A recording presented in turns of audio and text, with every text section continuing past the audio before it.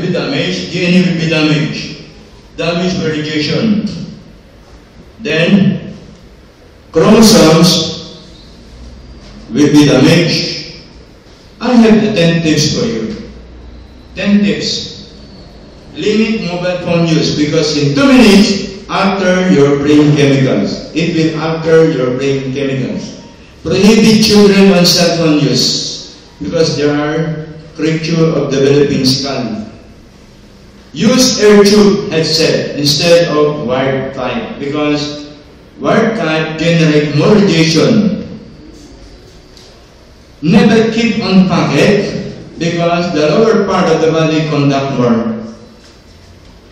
Wait till connection is made if you use air tube. Never use phone inside vehicles and elevator because they are best conductor of electricity. Di ba mga bakal yun? No calls on low battery because the low battery generates more radio waves. Dito, wala po tayo sa Pilipinas nito, sir, ma'am. Kasi minamarket nila ang cellphone. Para magkaroon dito, may nilaunch na batas ang Department of Health. Walang nilaunch na batas. Kaya, kawawa po ang Pilipino. So, dyan po tayo doon sa drink crystal hydrogen water to repair DNA. Yes! Woo! Diyan tayo yan. Kasi wala tayong number 8. Pero meron naman tayong solusyon. O wala number 8. You drink crystal hydrogen water to repair DNA, pwede ka na mag-cellphone. Anti-call pa. Kasi meron, sinisira mo yung DNA mo, nire-repair ng mo ng drinks mo. Yes! Woo! Paano yun? Tapos, and take your crystal aloe vera to repair your organs. Yes! Kasi DNA, the proteinous herb plant can repair the whole organ because of the protein synthesis. The team and the tandem work of the two will help the body in fighting radioactivity. And you will not go back or escape anymore. Wherever you go in this world, you are irradiated person. Ako po, sa St. Petrus, when I survived cancer of 2001, I never visit hospital as a patient, but as a doctor. Not a patient anymore. Kasi, I discovered the remedy. Today, you will know the remedy. Di ba? So, yan, ito na yan. So, I created this for you. The smallest atom in the world that can penetrate into all narrow corners of the body. This water, being the major content of the body, can transport large volume of active hydrogen to the end of cells to remove free radicals, and it is very sweet and very effective and is unbeatable among general antioxidant supplements in the whole market today.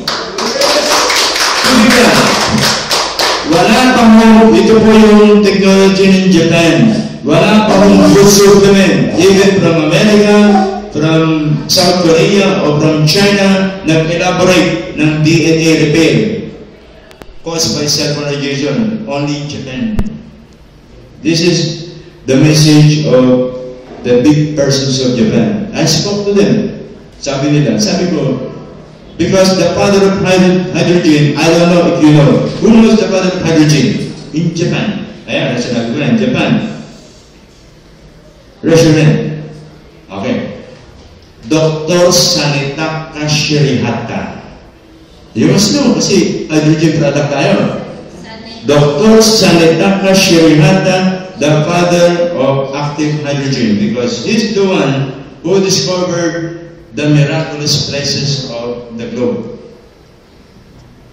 Tatacote, Mexico, Lourdes, France Miracle Water, Nordu, Germany, Hita of Japan, Hita City, and Huntsabadi of Pakistan. Ako po'y galing po sa hydrogen in Pakistan, in the Philippines, promoting active H. Ang H po ay hydrogen from Singapore. So, yun po yung specialize ko, hydrogen of the water. So, ito na po yung atin. Yan na po yan. Bahala na po kayo. Kung meron kayong tanong, come back to me. Okay? Now, this composition. Nitrogen, oxygen, carbon, hydrogen, wala lang mo dyan phosphorus. And they are moving in the body as if they are not damaged. But be damaged. Ang kanilang normality po ay hydrogen bonding by means of attracting another electron or another atom. So, ang hydrogen po, nagdumidikit po yan sa mga kakontemporary niyang other hydrogen with oxygen. Hydrogen bonding is also occurring in the protein molecule, not only in the water molecule. Then, the potential of this is on electrostatic potentiality. Yung hydrogen bonding, it occurs because of the electron. Ang kuryente po ay nag-movable, gumagalaw, nagdidikitan sila. Meron silang magnetism characteristics. Di ba pagka ikaw nabadikit sa kuryente, minsan may wave na tatama sa'yo? Naintindihan mo? So, magnetic po siya. Ibang na kuryente, di na makalis, di ba? Nakadikit na gano'n. So, ganun po siya. Kaya, ang hydrogen, taglay po maraming electrons, it is good and it is medicine of the body na hindi po pinopromote ng Western. Kasi pag marami kang gano'n sa katawan, you will not develop diseases because your DNA always be revert. Marirepet po lagi. This is what we call it. The free radical are the oxygen with unpaired electron. Sira-sira yung electron yan na sinila po ng radiation. So when hydrogen comes in, these electrons will be working to mix with vacant electron space of the oxygen. Alright? What we call it, donation of electron. Ganun po yung para madali niyo maintindihan. So we have the product H4O in the name of this hydrogen bonded water. Meron siyang negative 600 millivolt, which is highly recommendable for human consumption. Sa yung pinapakita niyang kalakasan and the best antioxidant action to the removal of free radicals and the blood waste of the body, including detoxification manner. So, at least alam niyo na dahil matagal na sa inyo yung produkto at saka yung study about this. But when you take the water, you must take also the aloe vera. Why? Because yun po yung aking bilang profession po sa naturopathy. Dahil kailangan po ng hydrogen yung protein. Walang protein po yung tubig. Manggagaling po yung hindi sa karne, hindi sa fried chicken, hindi sa baboy o sa baka. Manggagaling po yung sa halaman. So ang halaman pinapromote ko, yung product, ating product, which is aloe vera. Okay? Pag uminom ka ng tubig, dapat may food. Di ba? Necessity of human body. Food, shelter, clothing. Pero may tubig yun dapat. Pwede kang mabuhay ng tubig only for a certain period of time. Di ba? Even without food. Di ba? Pero hindi ka pwede mabuhay with food only without water. Kasi, ang tao po, kahit pigilin mo yung sarili mo, jingle ka. Pag jumingkil ka, bababa yung water level of the tank of your body, you are 60 to 70% water. So, bago ka jumingkil, minom ka muna. Kasi dangerous pag bumaba ang tubig mo, you are losing nitrogen. Magiging acidic ka, di ba? Fatal yan. Ano ba? I promote you because of many nutrient action like the vitamin B12 to fight leukemia. This is the food of the marrow and the food of the immune system for boosting in order to fight a lot of irreversible like HIV virus, treating certain type of cancer and many others. So po yun. Pag uminom ka ng tubig, may food, and the food I recommend, aloe vera. So what will happen? Babalik yung aura mo, yung chromosomes mo will be reversed because DNA damage, all of the DNA damage of the body will be repaired, all of them.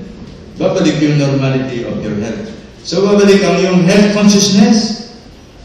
Hindi ka na magiging irritable. Irritable is caused by the radioactivity of the body. And that is what we call it, hormone imbalancing. When you finish this, taking the product, my intention for you is to balance your hormone. To balance your hormone. Yan. Balancing of hormone. There is a book na entitled, What the Doctor May Not Tell You, and the word may is encircled by the color red. And the answer to that is on the bottom part. Don't you know that balancing your hormone can save your life? Balance mo lang pala yung hormone mo. And the doctor will not tell it to you. So taking natural food supplement, drinking aloe vera, drinking H4O, I guarantee you, your hormone will be properly balanced. And you will not visit hospital because you will not develop irreversible diseases. Understood? Okay. Yes. Oo na po, ano?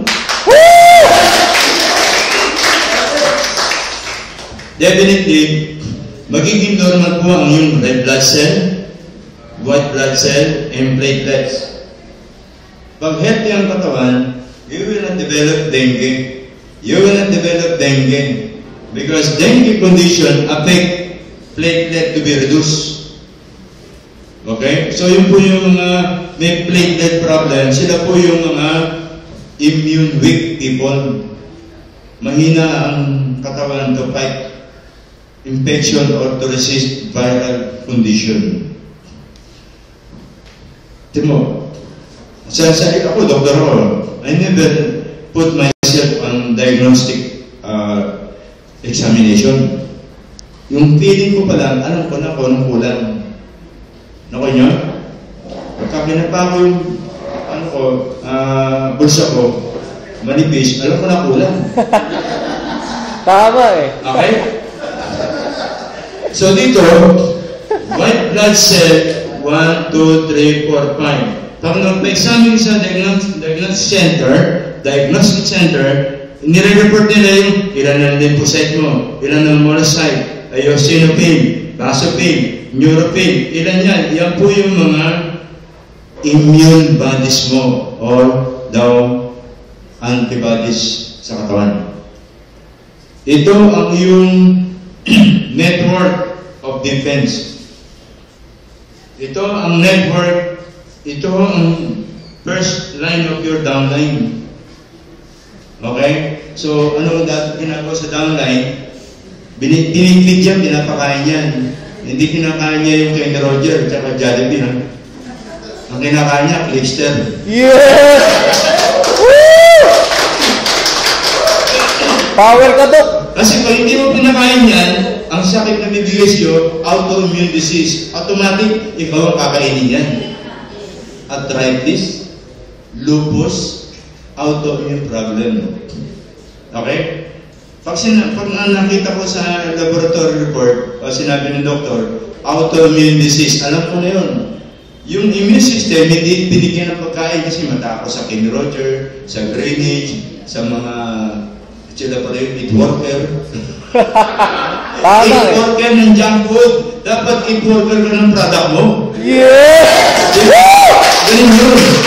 Power po! Ang dami niya, no? Namatay kasi eat worker ng junk food.